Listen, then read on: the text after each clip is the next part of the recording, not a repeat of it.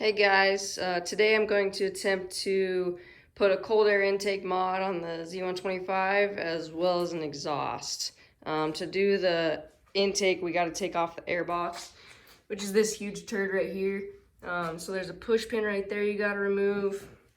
You got to remove the screws right here, right there, and also the bolt by the passenger peg. So let's take this thing apart and see what we can do. So other than those few bolts I showed you, the rest of the plastic is held on by these little gray rubber grommets. So it's pretty easy to take off. To take the airbox off, there's a screw like this on both sides. You gotta loosen this clamp and then a screw right in there that we gotta take out also, and then we can take off the entire airbox. Before you start yanking on the airbox, make sure you disconnect this gray hose right here. And I'm also going to take off the lower cowl so I can get to these hoses, which one of them is also connected to the front right there. So I'll do that right now. I have to temporarily disconnect the horn just to get it out of the way. So forgot about this little fastener right here.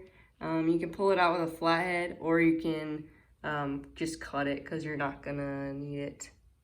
Okay, now that I got this giant turd off, we're going to disconnect this glue right here and reuse the hose. So here's a quick look inside the airbox. There's the filter obviously, and then this is the hose that we're gonna be pulling out. I'm also gonna save these little rubber grommets and create a brace with a piece of PVC tube so that the plastic just is a little more secure. So the hose pulled out pretty easily. I just wiggled the glue loose, which I'm gonna trim off, and then just kind of wiggled it around and pulled it out. So this is the part we're gonna reuse. So I read on some Z125 forums that people have been using the K&N RC1060 filter. Supposedly it came pre-oiled, but I'm gonna check that. And it's supposed to just slip right over this, so we'll give it a try. So the filter was dry as a bone, so I added some oil to it.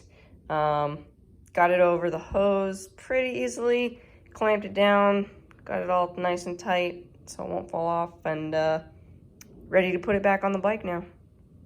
Most of the aftermarket intake kits that you would buy will come with either a metal hose or a very rigid tube.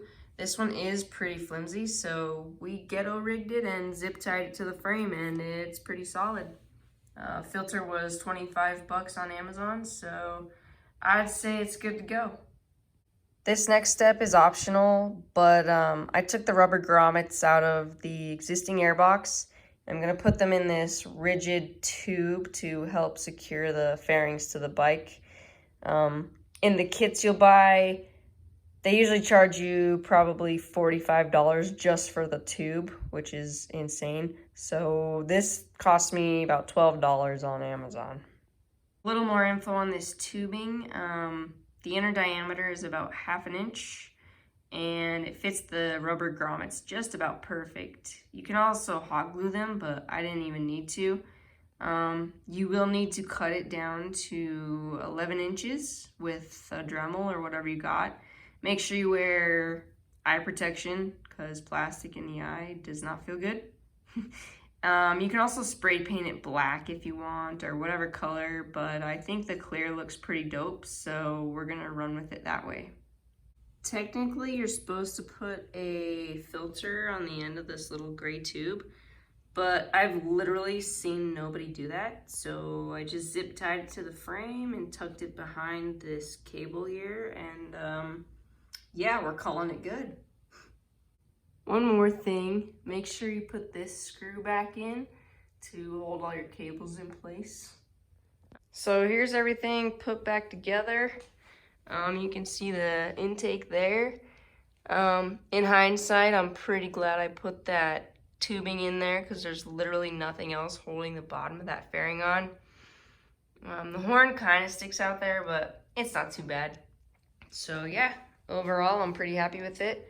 Next, I'll be doing that pipe. So here's a little sound comparison. Right now, pipe doesn't sound that great. Kind of purrs like a kitten. So we gonna put a pipe on it. Woo woo. So here's the pipe setup. It's nothing fancy. Carbon fiber though. I got it off Amazon for like 120 bucks. Looks like a decent kit actually, so hopefully it sounds good. So first things first, I unscrewed the CO2 detector. Oddly enough, an 11/16 wrench fit it. I didn't have a 17 millimeter. I'm pretty sure that's what it takes. Not sure.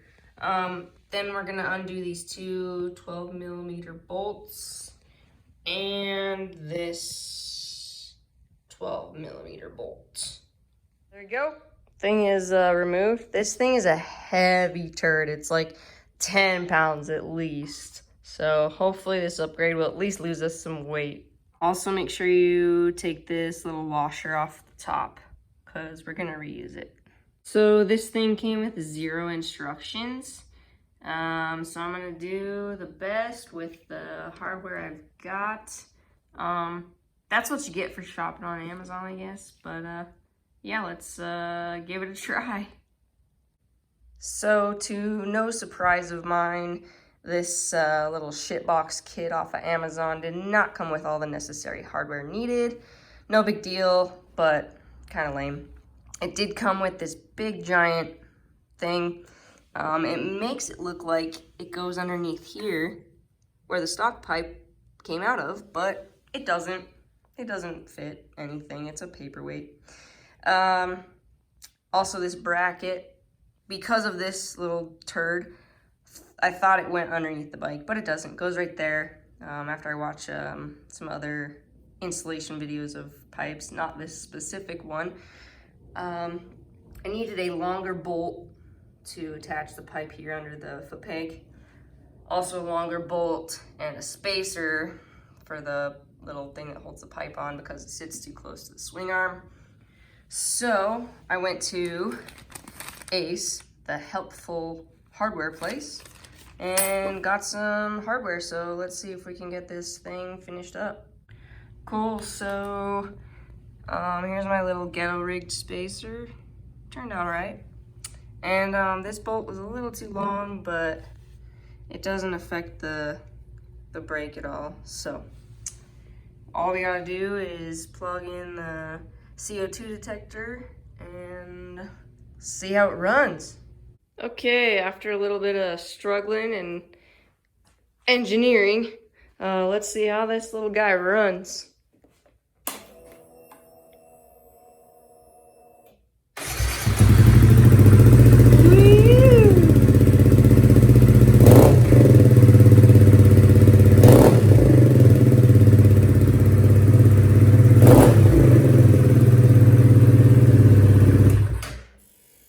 Too bad.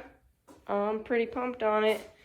I think I'm done with mods for now. Probably not gonna put a big bore or any of that junk on it. Just ride it how it is. So now I'd like to do a quick little walkthrough of everything I've done on this thing. It was a fun little build.